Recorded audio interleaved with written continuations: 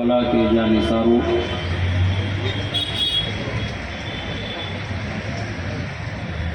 بزرگوں،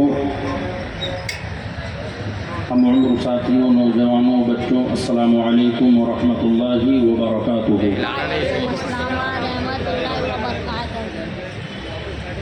الحمد للہ رب العالمین والعاقبۃ للمتقین، الصلاة والسلام على سید الانبیاء والمرسلین وعلى آلہ واصحابہ واہل بیتہ وذریاتہ اجمعین،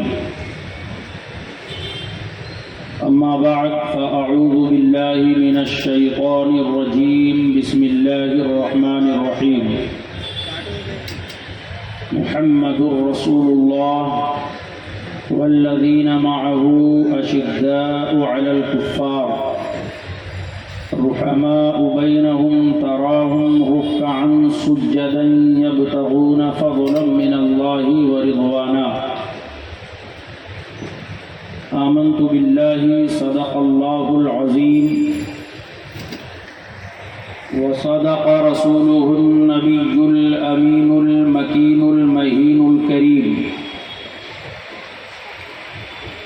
ونحن على ذلك لمن الشاہدین والشاکرین والآمنین والحمد للہ رب العالمین۔ آئیے کچھ عرض و معروف سے قبل سب سے پہلے اپنی اور ساری کائنات کے مرکز عقیدت حضور سید عالم فخر بنی آدم نیر اعظم جان کائنات شان کائنات ارواحنا فدا جناب احمد مجتبی محمد مصطفیٰ علیہ التحیۃ والثناء صلی اللہ تعالی علیہ وآلہ وبارک وسلم کی بارگاہ اقدس میں انتہائی ادب و احترام کے ساتھ، عقیدت و محبت کے ساتھ درود شریف کا نذرانہ پیش کر لیں۔ اللہم صلی علی سیدنا شفیعنا نبینا مولانا وملجانا محمد معدن الجود والکرم وعلى آلہ الکرام وابنہ الکریم وبارک وسلم صلاة تبقى وتدوم بدوام الملک الحی القیوم۔ امام عشق و محبت سیدی سرکار اعلیٰ حضرت الشاہ امام احمد رضا فاضل بریلوی رحمۃ اللہ تعالی علیہ ارشاد فرماتے ہیں، وصف رخ ان کا کیا کرتے ہیں، وصف رخ ان کا کیا کرتے ہیں، شرح والشمس ضحا کرتے ہیں۔ تو ہے خورشید رسالت پیارے، چھپ گئے تیری ضیا میں تارے۔ تو ہے خورشید رسالت پیارے، چھپ گئے تیری ضیا میں تارے۔ انبیاء اور ہیں سب ماہ پارے، لیکن تجھ سے ہی نور لیا کرتے ہیں، تجھ سے ہی نور لیا کرتے ہیں۔ وصف رخ ان کا کیا کرتے ہیں، شرح والشمس ضحا کرتے ہیں۔ تو ہے خورشید رسالت پیارے، چھپ گئے تیری ضیا میں تارے۔ اور امام عشق و محبت فرماتے ہیں، یا رسول اللہ تیرے غلاموں کا نقش قدم ہے راہ خدا، تیرے غلاموں کا نقش قدم ہے راہ خدا، وہ کیا بہک سکے جو یہ سراغ لے کے چلے، لحد میں عشق رخ شہ کا داغ لے کے چلے، اندھیری رات سنی تھی چراغ لے کے چلے۔ اور کچھ لوگ صرف جنت کی خواہش میں، جنت کی طلب میں اگر سجدے پہ سجدے کیے جا رہے ہیں تو امام نے ان کے ذہنوں کو صاف کر دیا، فرمایا مدینہ جانے جنان و جنا ہے وہ سن لیں، مدینہ جنت کی جان ہے، مدینہ جانے جنان و جنا ہے وہ سن لیں جنہیں جنون جنا سوئے زاغ لے کے چلے، لحد میں عشق رخ شہ کا داغ لے کے چلے، اندھیری رات سنی تھی چراغ لے کے چلے۔ اور حامد لکھنوی فرماتے ہیں جو یادیں مصطفیٰ سے دل کو بہلایا نہیں کرتے، جو یادیں مصطفیٰ سے دل کو بہلایا نہیں کرتے، حقیقت میں وہ لطف زندگی پایا نہیں کرتے۔ اور یہ دربار محمد ہے، یہاں اپنوں کا کیا کہنا، یہاں سے ہاتھ خالی غیر بھی جایا نہیں کرتے، یہاں سے ہاتھ خالی غیر بھی جایا نہیں کرتے۔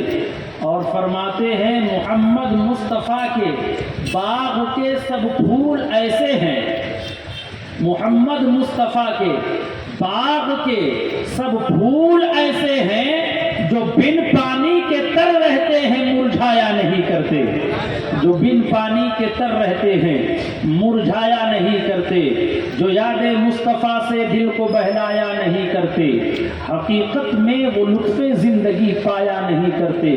درود شریف کا نذرانہ پیش کرنا ہے۔ اللہم صلی علی سیدنا شفیعنا نبینا مولانا وملجانا محمد معدن الجود والکرم وعلى آلہ الکرام وابنہ الکریم وبارک وسلم، صلاة وسلاما علیک یا رسول اللہ، صلاة وسلاما علیک یا حبیب اللہ، صلی اللہ تعالی علیہ وآلہ وسلم۔ عزیزان محترم، بحمدہ تعالی جو یہ محفل منائی جا رہی ہے، جس میں ہم اور آپ شرکت کی سعادتیں حاصل کر رہے ہیں، یہ محفل سیدنا امام علی مقام امام حسین علی جدہ وعلی علیہ السلام اور جملہ شہدائے کربلا رضی اللہ تعالی عنہم اجمعین کی یاد میں اس محفل کا انعقاد ہوا ہے۔ اور خوش نصیب ہیں وہ لوگ جو امام حسین وہ جملہ 72 نفوس قدسیہ کی یاد میں ذکر شہدائے کربلا، وہ ذکر صحابہ کی محفل میں شرکت کی سعادتیں حاصل کرتے ہیں۔ اللہ عز و جل ہماری اور آپ کی حاضری کو اپنی بارگاہ مقدسہ میں قبول فرمائے اور اس حاضری کو ہمارے اور آپ کے لیے ذریعہ نجات بنائے۔ میں نے قرآن مقدسہ کی ایک بہت ہی مشہور و معروف سورہ، جس سورت کا نام ہے سورہ فتح، سورہ محمد، اس کی آیت کریمہ کی تلاوت کا شرف حاصل کیا ہے۔ اللہ فرماتا ہے محمد رسول اللہ والذین معہ اشداء علی الکفار، محمد صلی اللہ علیہ وسلم اللہ کے رسول ہیں، والذین معہ اشداء علی الکفار، اور آپ کے اصحاب آپ کے ساتھ والے کفار پر سخت دل ہیں، رحماء بینہم، اور آپس میں نرم دل ہیں۔ عزیزان ملت اسلامیہ، صحابہ کے بارے میں رب فرماتا ہے کہ وہ سخت کفار پر ہیں لیکن آپس میں بہت نرم دل ہیں، اور یہی مومنوں کی شان ہونی چاہیے۔ اس لیے کہ رب ذوالجلال قرآن مقدسہ میں ارشاد فرماتا ہے یا ایھا الذین آمنوا لا یسخر قوم من قوم عسى، اے ایمان والو تم کسی دوسرے کا آپس میں مذاق نہ اڑاؤ۔ ایک جگہ رب فرماتا ہے انما المؤمنون اخوة فاصلحوا بین اخویکم، رب تبارک و تعالی ارشاد فرماتا ہے اے مومنو تم آپس میں بھائی بھائی ہو، تو صلح کے ساتھ رہو، آپس میں محبت اور اخوت کے ساتھ رہو۔ پروردگار فرماتا ہے فَأَصْلِحُوا بَيْنَ أَخَوَيْكُمْ وَاتَّقُوا اللَّهَ لَعَلَّكُمْ تُرْحَمُونَ، اور اللہ سے ڈرتے رہو تاکہ اللہ کا تم پر رحم ہو۔ یہ قرآن ہمارے ذہن کو صاف کرتے ہوئے فرما رہا ہے کہ مومن آپس میں بھائی بھائی ہیں۔ تو صحابہ کی ذات تو بہت ہی اعلیٰ و عرفہ ہے، جس کی ذات نے ہمیں اپنی زندگی گزارنے کا سلیقہ و طریقہ بتایا ہے، وہ صحابہ کرام رضی اللہ تعالیٰ عنہم اجمعین کی ذات بابرکات ہے۔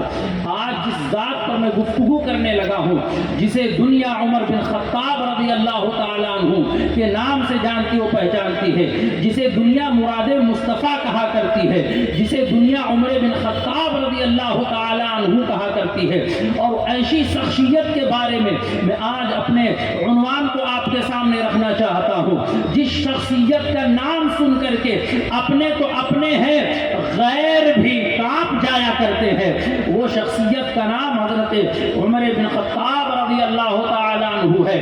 عزیزان ملت اسلامیہ، عمر بن خطاب رضی اللہ تعالیٰ عنہ کی ذات بابرکات کا اندازہ آپ اس سے لگا سکتے ہیں کہ مصطفیٰ نے جس کو اپنی دعاؤں میں مانگا ہو، رب کی بارگاہ میں جس کے لیے اللہ تبارک و تعالیٰ کی بارگاہ میں محبوب خدا صلی اللہ علیہ وسلم نے دعا کیا ہو، اسے عمر بن خطاب کہا کرتے ہیں۔ اللہ اکبر! آپ تاریخ کو اٹھاؤ پیارے، عمر بن خطاب رضی اللہ تعالیٰ عنہ کی ذات بابرکات پڑھو، جو ہے السابقون الاولون میں سے آپ کی ذات بابرکات ہے۔ مورخین بیان فرماتے ہیں جب میرے آقا سید عالم صلی اللہ تبارک و تعالیٰ علیہ وسلم نے اعلان نبوت فرمایا اور لوگ کلمہ پڑھ کر کے مسلمان ہونے لگے، اب تک مصطفیٰ جان رحمت نے جن لوگوں نے اسلام کو قبول کیا تھا، حضور نے فرمایا تھا کہ اپنے اسلام کو ظاہر نہ کرنا، کلمہ پڑھنا لیکن علل اعلان نہیں، مشیت خداوندی تھی۔ مورخین بیان فرماتے ہیں 39 لوگ اسلام قبول کر چکے تھے۔ جب 39 لوگ اسلام قبول کر چکے اور یہ سلسلہ رکنے کا نام نہیں لے رہا تھا، تو ایک میٹنگ ہوئی کفار قریش کے درمیان، ایک میٹنگ ہوئی جس میں بڑے بڑے سردار قریش شامل تھے، ابو جہل، ابو لہب، عتبہ، شیبہ، ربیعہ۔ انہوں نے کہا کہ محمد صلی اللہ علیہ وسلم کو قتل کر دیا جائے، جب حضور ہی نہیں رہیں گے، جب اللہ کے رسول ہی نہیں رہیں گے تو دین پھیلے گا کیسے؟ آج کی تاریخ آپ اٹھا کر کے پڑھیے، آج بھی ایسی ناپاک جسارتیں لوگ کر رہے ہیں، لیکن اسلام تیری نبض نہ ڈوبے گی حشر تک، اسلام تیری نبض نہ ڈوبے گی حشر تک۔ کیوں؟ تیری رگوں میں خون ہے رواں 4 یار کا۔ اسلام کو مٹانے والے دنیا سے نصف و نابود تو ہو گئے۔ آپ تاریخ پڑھ لیجئے فرعون کی، آپ تاریخ پڑھ لیجئے نمرود کی، آپ تاریخ پڑھ لیجئے شداد کی، آپ تاریخ پڑھ لیجئے جو ہے چنگیز خان کی، آپ تاریخ پڑھ لیجئے ہلاکو خان کی۔ ان لوگوں نے ناپاک جسارتوں کے ذریعے سے اسلام کو مٹانے کی کوششیں کی، لیکن پروردگار عالم نے اسلام کی فطرت میں قدرت نے لچک دی ہے، تم جتنا دباؤ گے اتنا ہی ابھرے گا، تم جتنا دباؤ گے اتنا ہی ابھرے گا۔ یہ اسلام کی فطرت ہے، لوگ جتنا دبانے کی کوششیں کرتے ہیں، اسلام اور بلند مقام پر فائز ہوتا ہوا چلا جا رہا ہے۔ اللہ اکبر! یہی کوشش آج سے 1446 سال پہلے کی گئی تھی، مکے میں میٹنگ کی جا رہی ہے کہ حضور کو قتل کر دیا جائے۔ یہ کوشش کون کر رہا ہے؟ یہ میٹنگ کون کر رہا ہے؟ یہ پلاننگ کون کر رہا ہے؟ یہ شریعت کون رچ رہا ہے؟ کفار قریش رچ رہے ہیں۔ اللہ اکبر! اب یہ فیصلہ لے لیا گیا کہ قتل کر دیا جائے، لیکن بات یہاں پر آ کر کے اٹک گئی کہ قتل کرے گا کون؟ کس کے اندر اتنی ہمت ہے، کس کے اندر اتنی جسارت ہے، کس کے اندر اتنی طاقت ہے جو محمد رسول اللہ صلی اللہ علیہ وسلم کو قتل کرے گا؟ سب کی زبانیں خاموش ہے. عتبہ بن ربیعہ خاموش ہے, ابو جہل کی زبان خاموش ہے, ابو لہب کی زبان خاموش ہے. اتنے میں ایک جو ہے 27 سالہ نوجوان کھڑا ہوا اور کہا میں محمد رسول اللہ کو قتل کروں گا معاذ اللہ رب العالمین. اللہ اکبر. جسے دنیا عمر بن خطاب کہا کرتی ہے, عمر بن خطاب کھڑے ہوئے, کہا میں محمد رسول اللہ صلی اللہ علیہ وسلم کو قتل کروں گا معاذ اللہ رب العالمین. ابو جہل کہتا ہے عمر تم ہی یہ کام کر سکتے ہو, تمہارے علاوہ کوئی یہ کام نہیں کر سکتا ہے. حضرت عمر بن خطاب نے اپنی تلوار کو نیام سے نکالی اور چل دیا. کہاں جا رہے ہو؟ لوگوں نے پوچھا عمر ارادہ کیا ہے؟ کہا آج محمد رسول اللہ کو قتل کر دوں گا, نہ محمد رسول اللہ رہیں گے نہ ان کا دین رہے گا, آج میں دین اسلام کا خاتمہ کر دوں گا. اللہ اکبر. حضرت عمر بن خطاب ننگی تلوار لے کر کے جا رہے ہیں کہ راستے میں ایک صحابی رسول ملے جن کا نام حضرت نعیم ہے. کہا کہاں جا رہے ہو؟ کہا میں محمد رسول اللہ کو قتل کرنے جا رہا ہوں. کہا یہ ہمت اور جسارت تمہارے اندر ہے؟ کہا اگر زیادہ گفتگو کی تو شروعات تمہیں سے کر دوں گا. حضرت نعیم کہتے ہیں کہ سنو تم محمد رسول اللہ کو قتل بعد میں کرنا, بھلا اپنے پریوار اور اپنے گھر کا جائزہ لو. تمہارے بہن اور تمہارے بہنوئی نے اسلام قبول کر لیا ہے. حضرت عمر کہتے ہیں اچھا ذرا میں پہلے اپنے بہن اور بہنوئی کی خبر گیری کرتا ہوں. حضرت عمر بن خطاب رضی اللہ تعالیٰ عنہ تلوار لے کر کے اپنی بہن کے گھر چلے ہیں. جب گھر پہ پہنچے, دروازے کے پاس جیسے ہی پہنچے تو کان لگا کر کے سنا کوئی آواز آ رہی ہے. بڑی میٹھی آواز ہے, بڑی مدھم آواز ہے, بڑی پرکشش آواز ہے. ایسی آواز ہے جس سے دل کی دنیا بدل جا رہی ہو. ایسی آواز ہے جسے سن کر کے ذہن و دماغ کو تازگی محسوس ہوتی ہو. جب کان لگا کر کے سنا تو وہ کوئی عام آواز نہیں ہے, کوئی انسانی کلام نہیں ہے, بلکہ ایک ایسا کلام پڑھا جا رہا ہے جس سے پہلے عمر بن خطاب نے نہیں سنا تھا. جب دروازے پر دستک دی اور دروازے پر دستک دینے کے بعد ان کی بہن نے پوچھا کون؟ کہا میں عمر بن خطاب ہوں.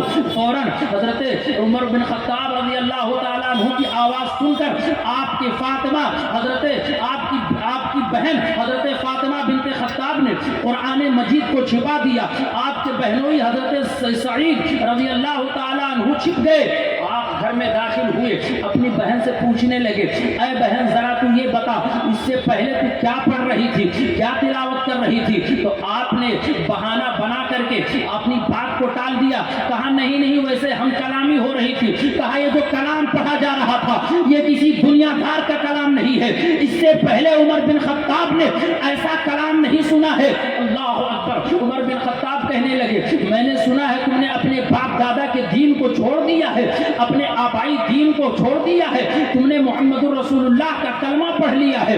اللہ اکبر. حضرت فاطمہ بنت خطاب کہتی ہیں ہاں میں نے کلمہ پڑھ لیا ہے, اور ایسا کلمہ پڑھا ہے کہ اس کلمے کے پڑھنے کے بعد میرے دل کی دنیا بدل گئی ہے. اللہ اکبر. فوراً عمر بن خطاب جلال میں آ گئے, اپنی بہن کو مارنا شروع کر دیا, زد و خوب کرنا شروع کر دیا. اتنا مارا کہ آپ لہو لہان ہو گئی. اپنے بہنوئی کو مارا, آپ لہو لہان ہو گئے. کہا اب بھی نہیں پھرو گے اپنے دین سے, محمد رسول اللہ کا کلمہ پڑھنا چھوڑ دو, اپنے دین میں آ جاؤ.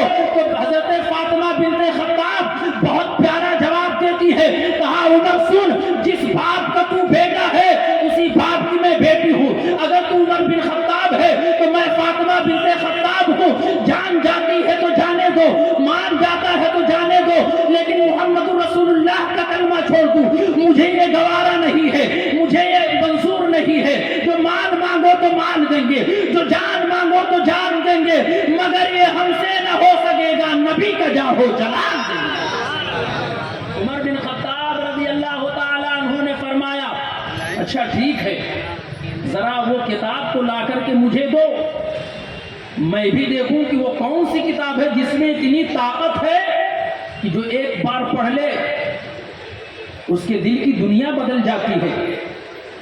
آج قرآن کو ہم نے صرف رسمن پڑھا ہے. میں اپنی گفتگو کو روک کر کے یہیں پر ایک بات آپ کے گوش گزار کرنا چاہتا ہوں. قرآن کو آپ نے سمجھا کیا ہے؟ قرآن کو آپ نے یہی سمجھا کہ جب ہمارے گھروں میں کسی کا انتقال ہو جائے، قرآن کو آپ نے یہی سمجھا ہے کہ تو قرآن خوانی کے طور پر استعمال کیا جائے، قرآن کو آپ نے یہی سمجھا ہے کہ کسی کے احصال ثواب کے لیے استعمال کیا جائے یا پڑھا جائے۔ قرآن کو پڑھنا ہم نے چھوڑ دیا، قرآن کی تلاوت ہم نے کرنا چھوڑ دیا، اسی لیے ہم زوال کی طرف مائل ہیں۔ قرآن کیا ہے؟ قرآن کو جس نے صدق دل سے پڑھا ہے اس کی زندگی سنورتی ہوئی نظر آئی ہے، قرآن کی تلاوت جس نے سچے معنوں میں کی ہے اس کی زندگی سنورتی ہوئی نظر آئی ہے۔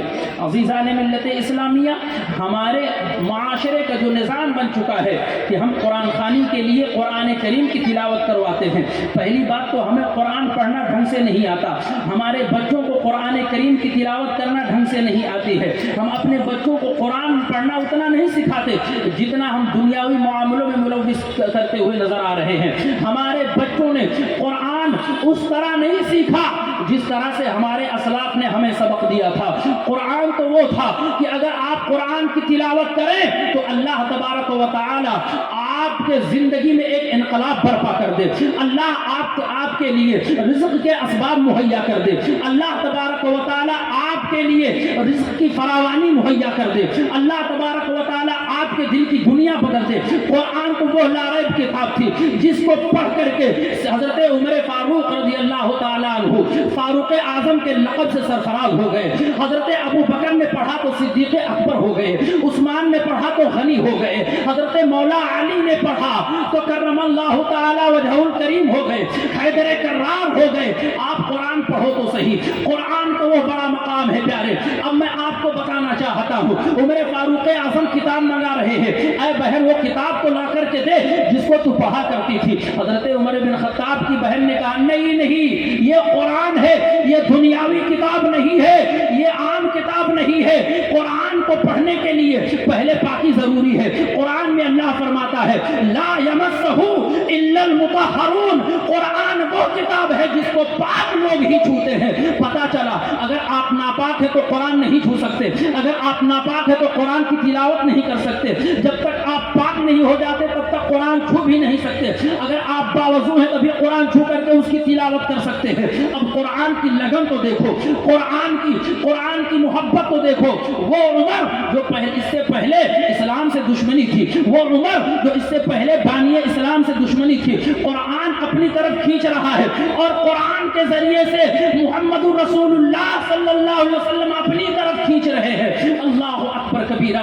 وہ عمر جس کو مراد المشتاقین کہا جاتا ہو، وہ عمر جس کو مراد مصطفیٰ کہا جاتا ہو، عمر بن خطاب کہتے ہیں وہ کلام لاؤ ذرا میں پڑھنا چاہتا ہوں۔ حضرت فاطمہ بنت خطاب نے کہا نہیں، ہاتھ نہیں لگانا جب تک پاک نہ ہو جانا، چھونا نہیں جب تک غسل نہ کر لینا۔ اب قرآن کی محبت میں حضرت عمر غسل کر رہے ہیں، جب غسل کر کے پاک و صاف ہو گئے آپ کی بہن کہتی ہے کہ لو اب قرآن پڑھو۔ اللہ اکبر۔ اب حضرت عمر بن خطاب رضی اللہ تعالیٰ عنہ نے ہاتھ میں قرآن لیا ہے اور پڑھنا شروع کیا ہے۔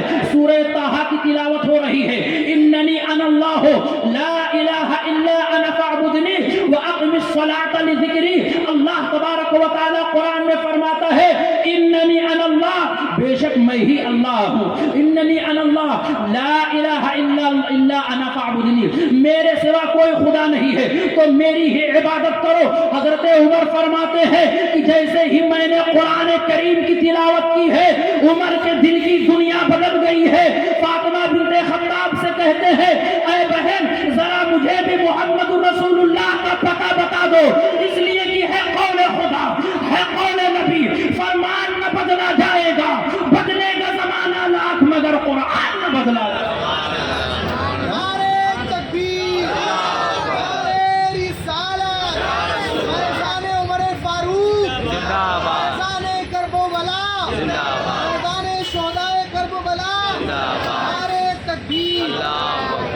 قرآن پڑھا لا الہ الا انا فاعبدنی واقم الصلاۃ لذکری۔ اللہ فرماتا بے شک میں ہی خدا ہوں، میرے علاوہ کوئی خدا نہیں ہے کہ جس کی عبادت کی جائے، خدا وحدہ لا شریک، خدا ایک ہی ہے جو عبادت کے لائق ہے۔ اب حضرت عمر فاروق اعظم رضی اللہ تعالیٰ عنہ بارگاہ مصطفیٰ میں چل رہے ہیں، حضرت خباب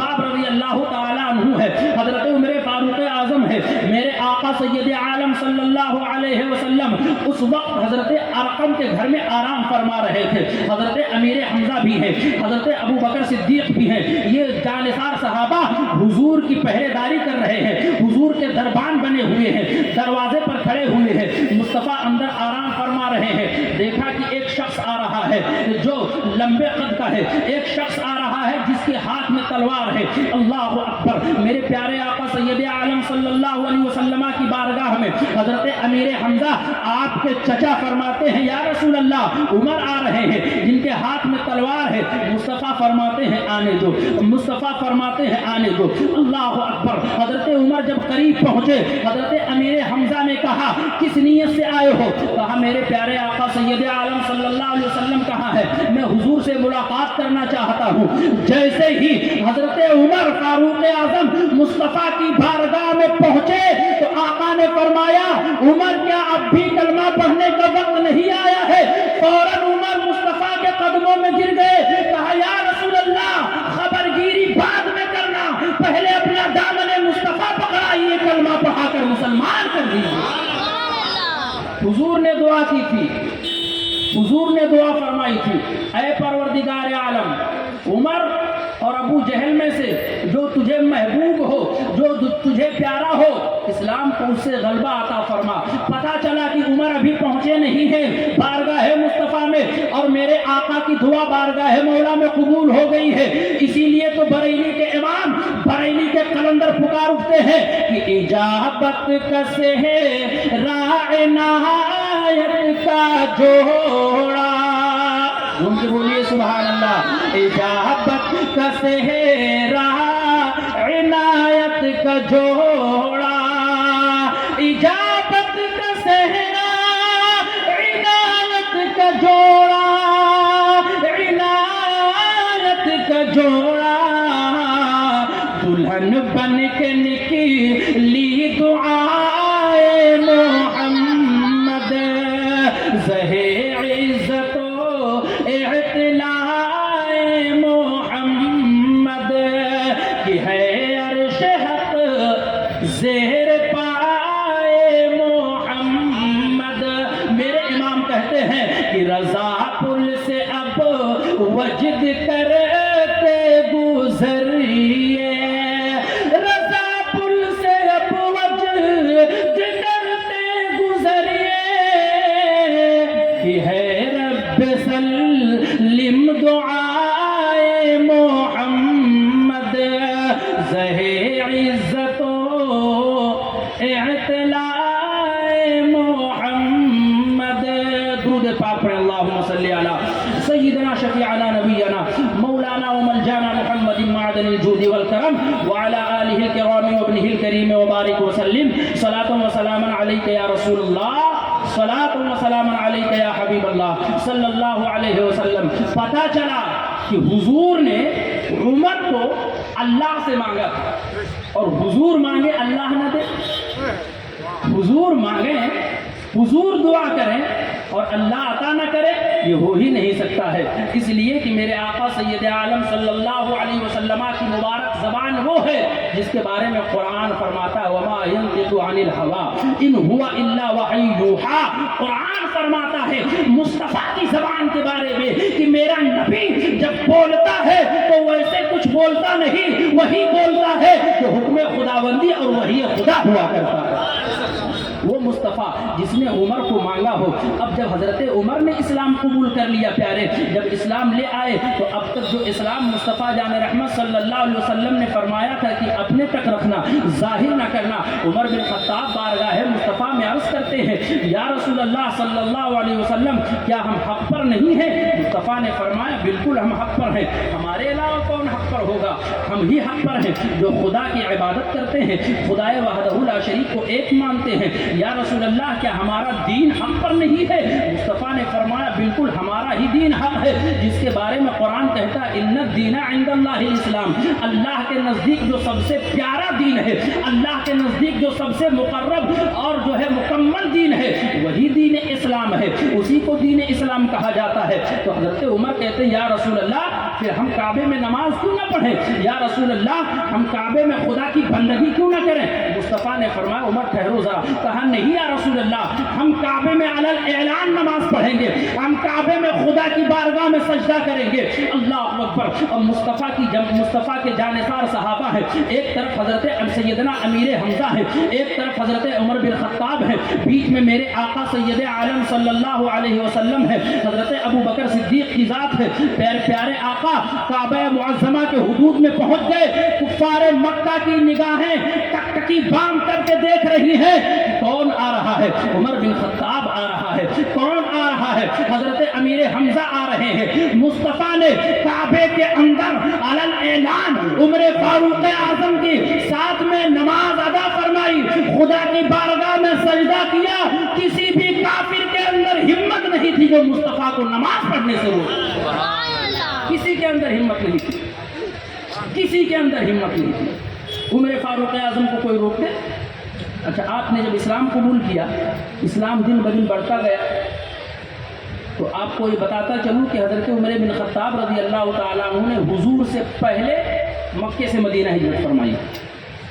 حضور سے پہلے آئے ہیں, حضور بعد میں آئے ہیں, پہلے عمر بن خطاب آئے ہیں.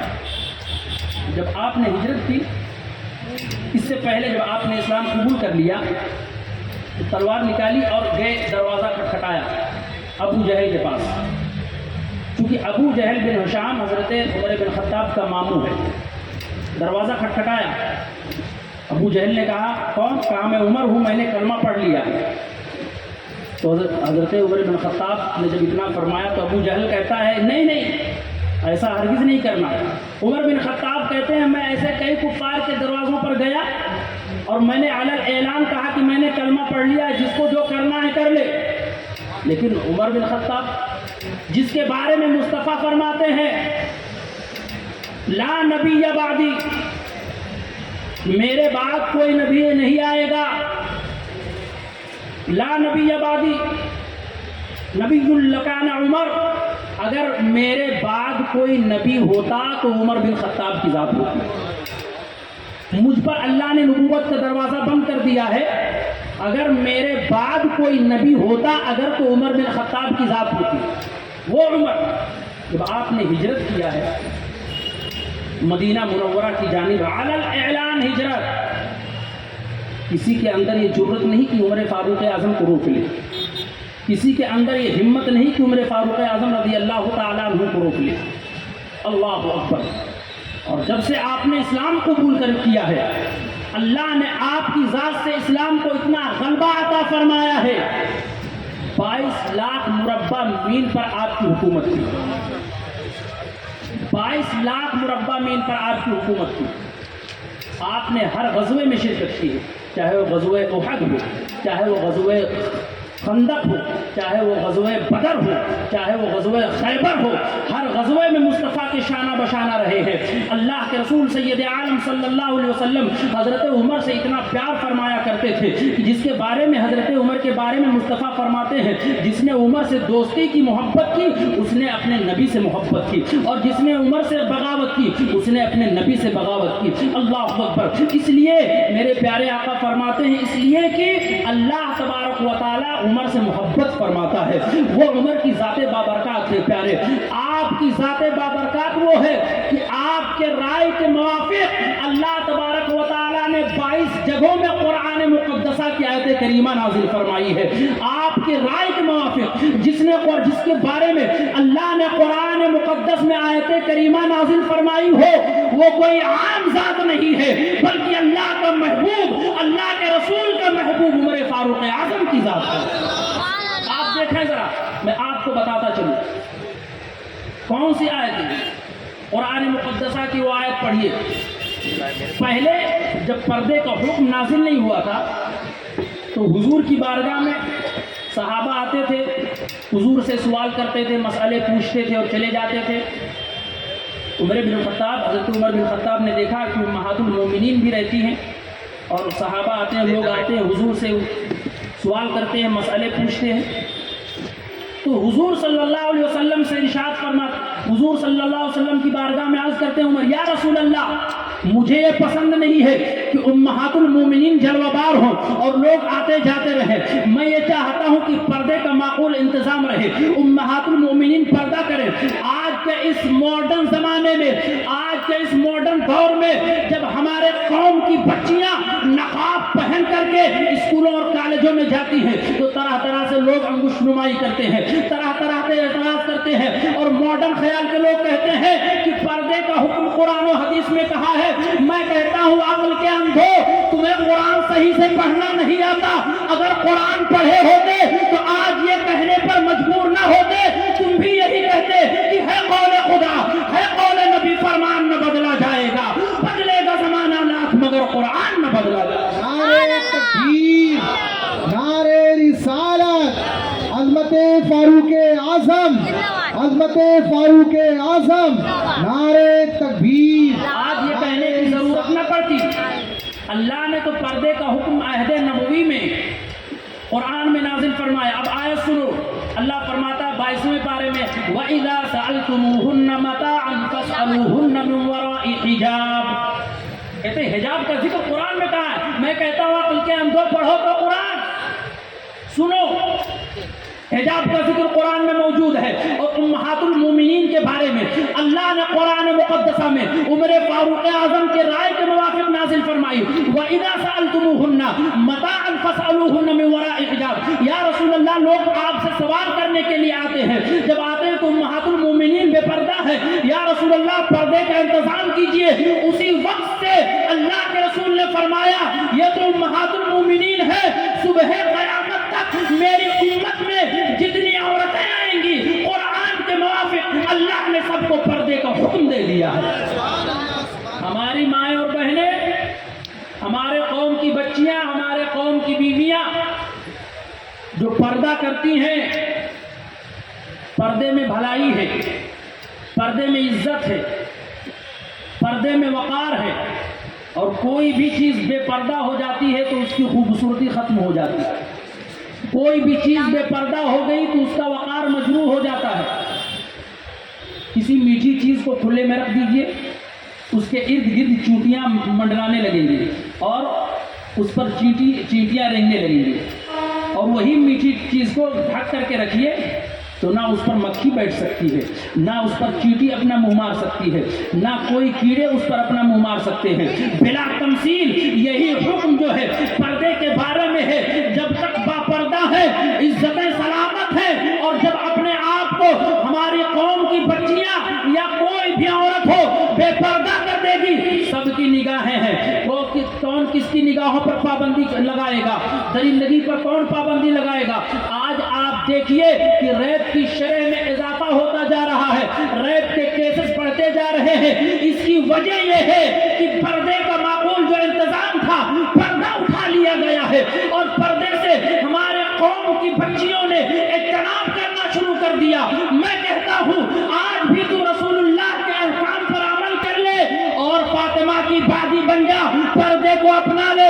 اللہ تجھے دنیا میں بھی باعزت رکھے گا اور آخرت میں بھی باعزت رکھے گا. تو قرآن نے ہمیں حکم دیا ہے کہ پردہ کرو. میں اپنے قوم کے غیور مسلمانوں سے عرض کرنا چاہتا ہوں, اے میرے قوم کے غیور مسلمانوں, اپنی بچیوں کو, اپنی بہنوں کو پردے کے لیے سختی سے ان کو تاکید کرو, سختی سے تاکید کرو. بغیر پردہ, بے پردہ ہماری بچیاں اپنے گھروں سے نہ نکلنے پائیں. یہ قرآن کا حکم تھا. اللہ تبارک و تعالیٰ نے حضرت عمر فاروق اعظم رضی اللہ تعالیٰ عنہ کے رائے کے موافق یہ آیت کریمہ نازل. اب دوسری آیت سنیے. اللہ نے عمر فاروق اعظم رضی اللہ تعالیٰ عنہ کے موافق قرآن میں آیت کریمہ نازل فرمائی. بشر نام کا ایک منافق اور یہ ایک یہودی کا جھگڑا ہو گیا حضور صلی اللہ علیہ وسلم کی بارگاہ میں. یہودی ہے, آج آپ جانتے ہیں پوری دنیا میں آتش مچا ہوا ہے. پوری دنیا میں انہوں نے اپنی ظلم و بربریت کا اس طرح سے مظاہرہ کیا ہے, اس طرح سے انہوں نے نہتوں پر اور مظلوم مسلمانوں پر ظلم ڈھائے ہیں کہ ہر کوئی باخبر ہے اس چیز سے. کوئی اس چیز سے ناشنا نہیں ہے. حضور کے زمانے میں وہ یہودی تو تھا لیکن وہ یہ بھی جانتا تھا کہ حضور کبھی ناحق فیصلہ نہیں فرماتے. حضور کی ذات کبھی کسی کی ناحق فیصلہ کسی کے بارے میں نہیں فرماتی. حضور کبھی کسی کے ساتھ ناانصافی نہیں کرتے. منافق سے کہا گیا چلو حضور کی بارگاہ میں. اچھا آپ کو بتا دوں کہ منافق کون ہے. منافق کسے کہتے ہیں؟ جو آپ کے منہ پر آپ کی تعریف کرے, آپ کے پیٹھ کے پیچھے آپ کی برائی کرے, اسی کو منافق کہتے ہیں. اب آؤ منافقوں کی بات آ گئی ہے تو اور وضاحت کرتا چلوں تاکہ ذہن و دماغ صاف ہو جائے. اللہ نے قرآن مقدسہ میں ان کے رد میں پوری ایک سورہ نازل فرمائی ہے جسے سورہ منافقون کہتے ہیں, اور منافقوں کے رد میں اللہ نے سورہ نازل فرمائی. اللہ فرماتا ہے اذا جاءك المنافقون قالوا نشهد انك لرسول الله والله يعلم انك لرسول. اللہ قرآن میں فرماتا ہے اے محبوب جب آپ کی بارگاہ میں منافق آتے ہیں تو کہتے ہیں اے اللہ کے رسول ہم آپ کو اللہ کا رسول مانتے ہیں, لیکن جب پیٹھ کے پیچھے جاتے ہیں تو آپ کی برائی کرتے ہیں. جب پیٹھ کے پیچھے جاتے ہیں تو آپ کے ہجوم کرتے ہیں یا رسول اللہ. لیکن اللہ کیا فرماتا ہے قالوا نشهد انك لرسول الله, کہتے ہیں اللہ کے رسول ہم آپ کو رسول تو مانتے ہیں, لیکن اللہ فرماتا ہے واللہ یعلم انک لرسول. اے پروردگار کے محبوب, اے اللہ کے محبوب, آپ کا رب جانتا ہے کہ آپ اللہ کے محبوب ہیں. واللہ یشہد ان المنافقین لکاذبون, لیکن یہ منافقین جھوٹے ہیں, یہ کذاب ہیں. آپ کا رب گواہی دے رہا ہے کہ یہ جھوٹے ہیں, اس لیے کہ جو مصطفیٰ کی شان میں گستاخی کرے وہ کبھی سچا نہیں ہو سکتا ہے. جو مصطفیٰ کی شان میں گستاخی کرے وہ کبھی صادق نہیں ہو سکتا ہے. جو مصطفیٰ کی شان میں گستاخی کرے وہ کبھی امین نہیں ہو سکتا ہے. قرآن ان کا رد فرما رہا ہے. الغرض دونوں کا جب جھگڑا ہوا حضور کی بارگاہ میں پہنچے. یہودی تھا, غیر مسلم تھا, لیکن جانتا تھا کہ حضور حق فیصلہ فرمائیں گے. اب حضور کی بارگاہ میں پہنچے تو حضور نے فیصلہ یہودی کے حق میں فرما دیا. منافق کہنے لگا جب نکلے عدالت مصطفیٰ سے تو منافق کہنے لگا مجھے اس فیصلے پر اطمینان نہیں ہے, میں یہ فیصلہ نہیں مانتا.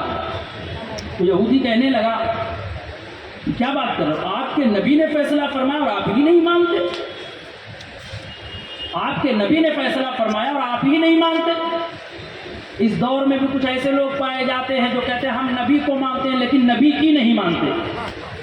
یاد رکھو جو نبی کو ماننے کا دم بھرے اور نبی کی نہ مانے وہ دراصل مومن نہیں ہو سکتا ہے, وہ ایمان والا نہیں ہو سکتا ہے. نبی کو ماننے کے ساتھ ساتھ نبی کی بھی ماننا پڑے گا. جب نبی کی مانو گے تبھی اصل مومن کہلاؤ گے, سچے اور پکے مسلمان کہلاؤ گے.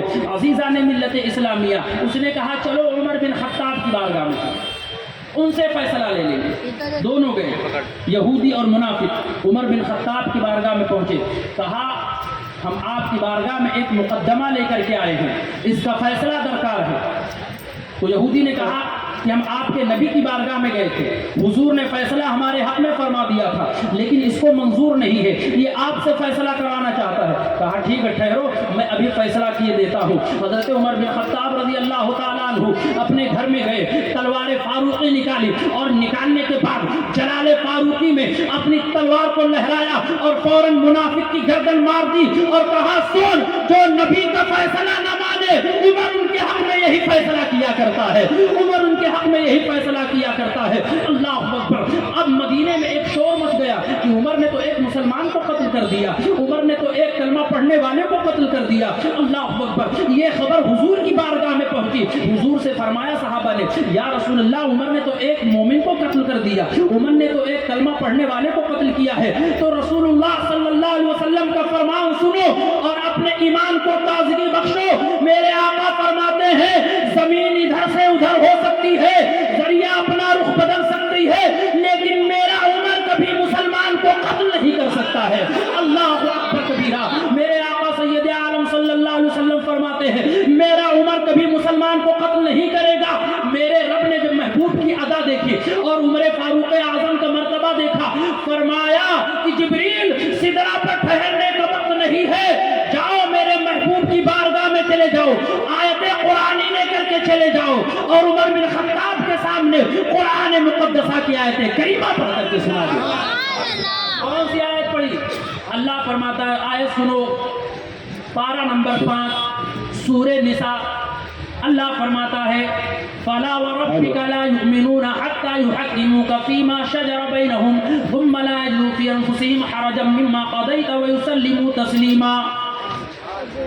اللہ فرماتا ہے محبوب کوئی شخص کتنا بھی کلمہ پڑھتا رہے، سجدے پہ سجدہ کرتا رہے، پیشانی پر نشان بن جائے، لیکن جب تک اپنے آپس کے جھگڑے میں محبوب آپ کو حاکم نہیں بنا لے گا اس وقت تک وہ مومن ہو ہی نہیں سکتا، اس وقت تک مومن نہیں ہو سکتا۔ پتا چلا کہ محبوب صلی اللہ علیہ وسلم کے ہر حکم کو ماننا ہی ایمان کی اصل علامت ہے، اور اگر محبوب کے حکم کو نہ مانے تو وہ مومن نہیں ہو سکتا ہے۔ حضرت عمر کی موافق یہ قرآن میں آیت کریمہ نازل ہوئی، اللہ فرماتا ہے محبوب عمر کو لوگ قاتل کہہ رہے ہیں، میرے عمر نے مومن کا قتل نہیں کیا ہے۔ اللہ نے فرمایا وہ مومن نہیں ہو سکتا محبوب جب تک اپنے جھگڑوں میں آپ کو حاکم نہ بنا لے۔ تو حضور کو حاکم نہیں بنایا تو پتا چلا کہ وہ مومن نہیں تھا۔ اللہ نے خود فرمایا وہ مومن نہیں تھا۔ عمر نے منافق کو قتل کیا ہے، مومن کو قتل نہیں کیا ہے۔ وہ عمر کی شان تھی جن کے بارے میں اللہ تبارک و تعالیٰ جن کے رائے کے موافق آیت کریمہ نازل فرمایا کرتا تھا۔ ایک اور آیت کریمہ سنیے، قرآن مقدس کے حوالے سے میں آپ تک پہنچانا چاہتا ہوں۔ پہلے کی شریعت میں روزے داروں کے لیے صرف مغرب سے عشاء تک کھانا پینا حلال تھا، اس کے بعد پھر روزہ شروع، عشاء کے بعد سے ساری رات اور سارا دن کا روزہ۔ اللہ اکبر۔ اچھا اب میں آپ سے پوچھنا چاہتا ہوں کتنا مضبوط ایمان تھا؟ یہ حضور کے دور تک تھا، عہد نبوی تک یہ سلسلہ چلا رہا تھا وہ روزہ۔ اور آج ہمارا روزہ، ہم سے نقلی روزے تو اللہ ماشاء اللہ رکھے نہیں جاتے۔ رمضان شریف کا جیسے مہینہ آتا ہے 4 ٹیبلٹ کی گڈی فرنٹ والے جیب میں ہوتی ہے، اور کہیں بیٹھیں گے ہوٹل وغیرہ میں تو وہ ٹیبلٹ جو ہے سامنے رکھیں گے۔ کیا کریں، طبیعت بہت علیل رہتی ہے، کبھی بس شوگر کا بہت بڑا مریض ہوں، ڈائبٹیز کا بہت بڑا مریض ہوں، میں اس ہارٹ اٹیک کا مریض ہوں، اس لیے روزہ نہیں رکھتا۔ اچھا اب سائنسدانوں سے پوچھیے، ڈاکٹروں سے پوچھیے، آج کی سائنس کیا کہتی ہے کہ روزہ بیماری بڑھاتا ہے کہ روزہ بیماری ختم کرتا ہے، روزہ بیماری میں اضافہ کرتا ہے، روزہ صحت مند کرتا ہے کہ روزہ بیماری کو بڑھاتا ہے۔ آج کے ڈاکٹرز ریسرچ کر کے یہ کہہ رہے ہیں، ایک ڈاکٹر کہتا ہے امریکہ کا کہ اگر میرا بس چلے تو میں ہر دھرم کے ماننے والوں کو کہوں کہ روزہ رکھو، اس لیے کہ جب انسان روزہ رہتا ہے روزے کی برکت سے اس کی بیماریاں ختم ہو جایا کرتی ہیں اور صحت مند ہو جایا کرتی ہیں۔ تو عمر فاروق اعظم رضی اللہ تعالیٰ عنہ کے دور میں اچھا ان کا ایمان کتنا مضبوط تھا، آج ہمارا ایمان کتنا مضبوط ہے۔ ہمارے قوم کا مسلمان اپنے آپ کو کہلائے گا کہ میں مسلمان ہوں، لیکن رمضان کے روزے بھی نہیں رکھتا، اور جو نہیں رکھتا عید کے دن سب سے پہلی صف میں وہی ہوتا ہے، جی وہی ہوتا ہے سب سے پہلی صف میں، ٹوپی لگا کر کے، عطر لگا کر کے، خوشبو لگا کر کے سب سے پہلے بیٹھے گا۔ ایسا پتہ چلے گا، معلوم ہو کہ سب سے بڑا روزے دار، سب سے بڑا عابد و زاہد یہی تھا، اس لیے پہلے سب میں بیٹھا۔ لیکن باہر کچھ اور ہے، اندر کچھ اور ہے۔ حضرات آپ کے سامنے جو یہ کمیٹی کے حضرات آتے ہیں، آپ حضرات ان چندے کے لیے ان کو آپ تعاون کریں اور ان اللہ معجور ہوں، کیونکہ یہ حضرات بڑی محنت اور کوششوں اور کاوشوں کے ساتھ محفل ذکر شہدائے کربلا کا انعقاد کرتے ہیں۔ اللہ تبارک و تعالی ہم سب کو جزائے خیر عطا فرمائے۔ درود پاک پڑھ لیجیے، اللہم صلی علی سیدنا شفیعنا نبینا مولانا ومولانا محمد معدن الجود والکرم وعلی آلہ الکرام وابنہ الکریم وبارک وسلم صلاۃ و سلام علیک یا رسول اللہ صلی اللہ تعالی علیہ وسلم۔ ایک مرتبہ حضرت عمر فاروق اعظم رضی اللہ تعالی عنہ سے اپنی زوجہ سے آپ نے بعد عشاء سہون ہم بستری کر لیا، حضور کی بارگاہ میں آئے، یا رسول اللہ میں تو تباہ ہو گیا، میرے آقا میں تو برباد ہو گیا، یا رسول اللہ میری تو ہلاکت ہی ہلاکت ہے۔ میرے آقا نے پوچھا عمر بتاؤ تو ذرا کون سا فعل تم سے واقع ہوا ہے، عمر بتاؤ تو ذرا کون سا امر تم سے واقع ہوا ہے جو اتنی ندامت آپ کر رہے ہو، اتنی شرمندگی کا اظہار کر رہے ہو۔ کہا حضور مجھ سے میری زوجہ سے قربت ہو گئی, میں نے ہم بستری کی, مجھے یاد نہ رہا کہ ہم روزہ ہے. اب سنو, صحابہ کے قدموں کی برکت سے اللہ کے رسول سید عالم صلی اللہ علیہ وسلم کی امت کو اللہ نے کتنے اہم مقام پر کتنی فیسلٹی اور کتنے جو ہے شائستگی عطا فرمائی ہے. سنو, قرآن میں اللہ فرماتا ہے, جب یہ امر حضرت عمر فاروق اعظم سے واقع ہوا, اللہ نے فرمایا جبریل جاؤ محبوب کی بارگاہ میں قرآن کی آیت لے کر کے چلے جاؤ, جاؤ محبوب کی بارگاہ میں قرآن کی آیت لے کر کے چلے جاؤ. اب حضرت جبریل بارگاہ مصطفیٰ میں آتے ہیں اور اس کہتے ہیں یا رسول اللہ, اللہ نے وہی بھیجی ہے, قرآن مقدسہ کی آیت کریمہ سنو, نساؤکم حرث لکم فأتوا حرثکم. اس سے پہلے احل لکم لیلۃ الصیام الرفث الی نسائکم ہن لباس لکم وانتم لباس لہن.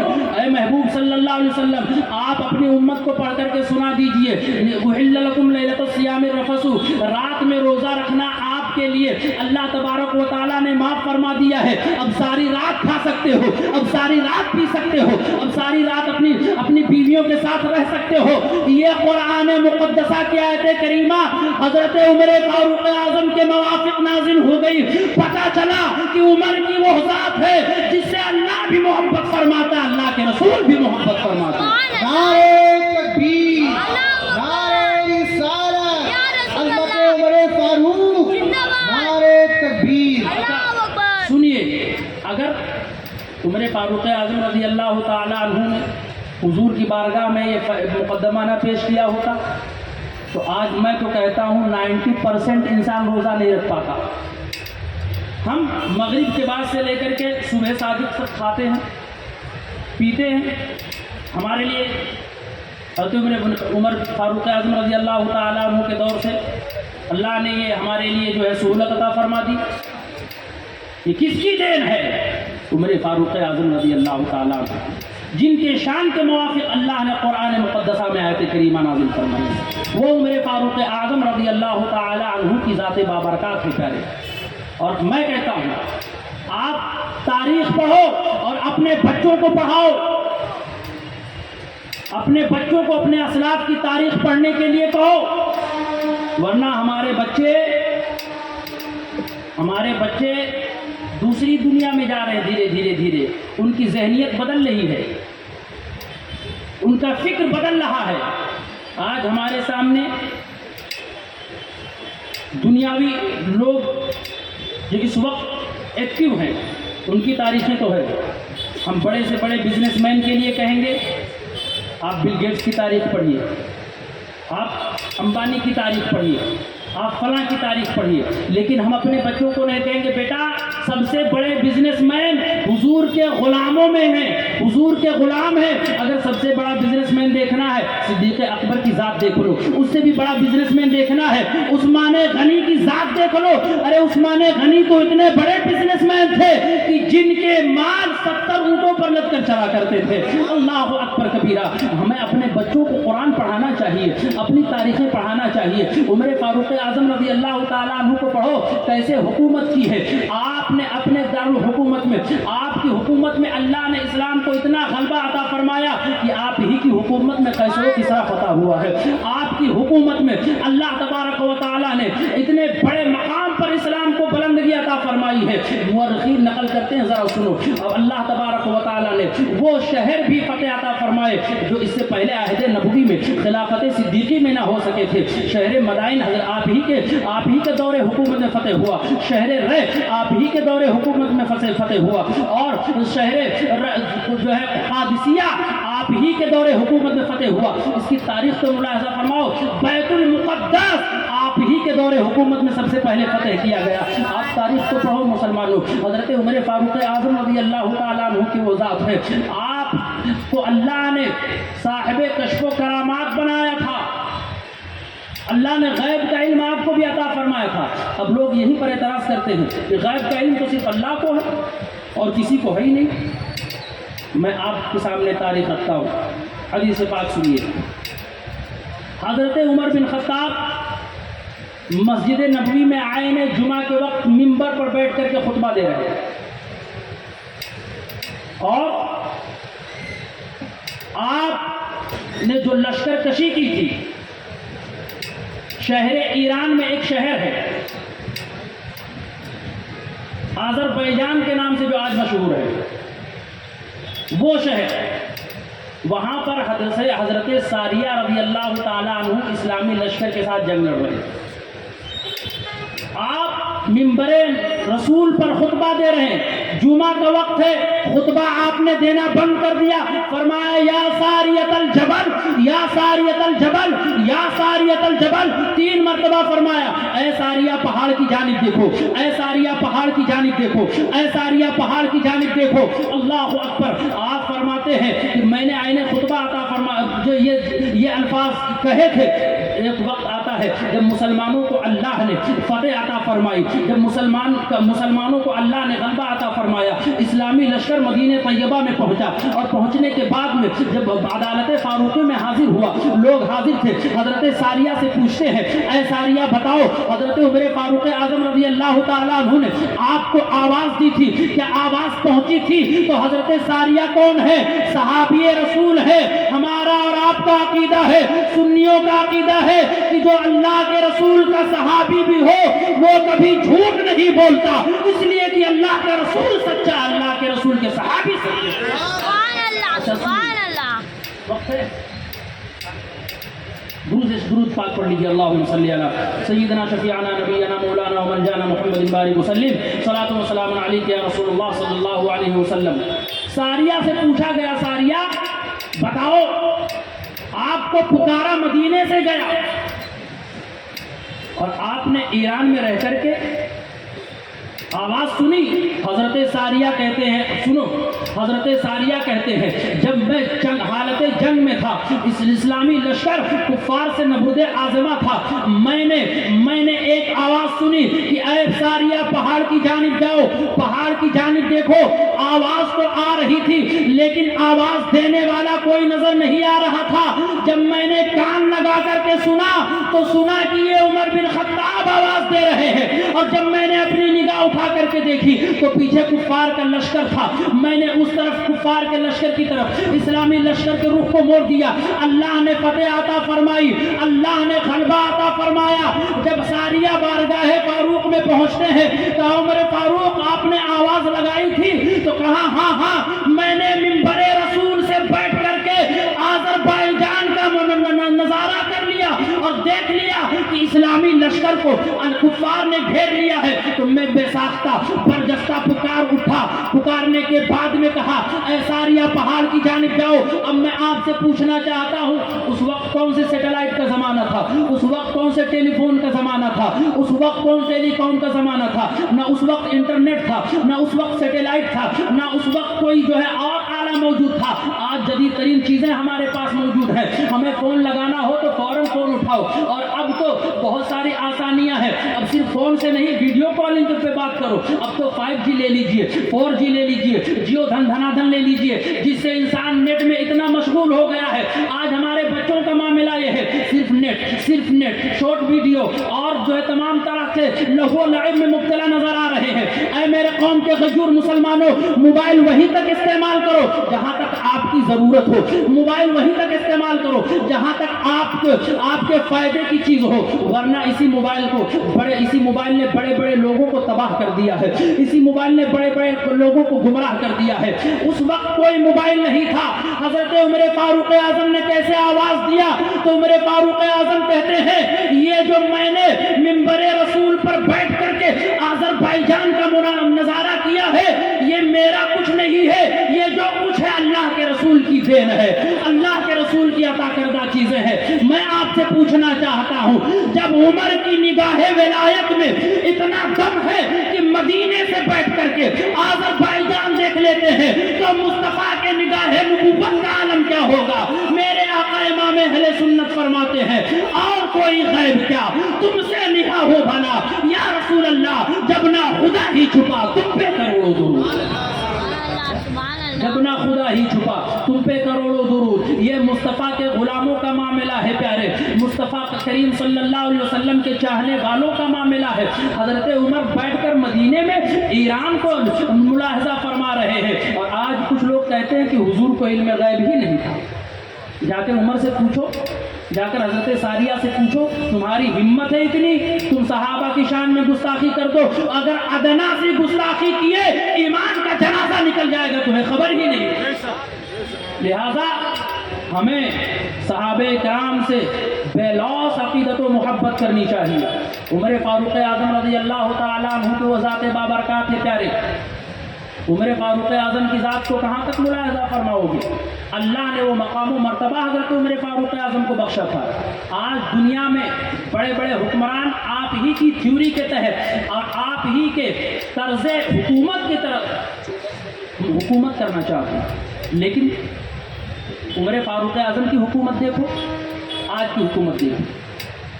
جب شہر بیت المقدس فتح ہوا حضرت ابو عبیدہ بن جراح رضی اللہ تعالیٰ عنہ کے لشکر کشی میں، اس وقت وہاں کے عیسائیوں نے سرنڈر کر دیا تھا اسلامی لشکر کے سامنے، کہا کوئی قتل و قتال نہیں ہوگا، کوئی جنگ و جدال نہیں ہوگا۔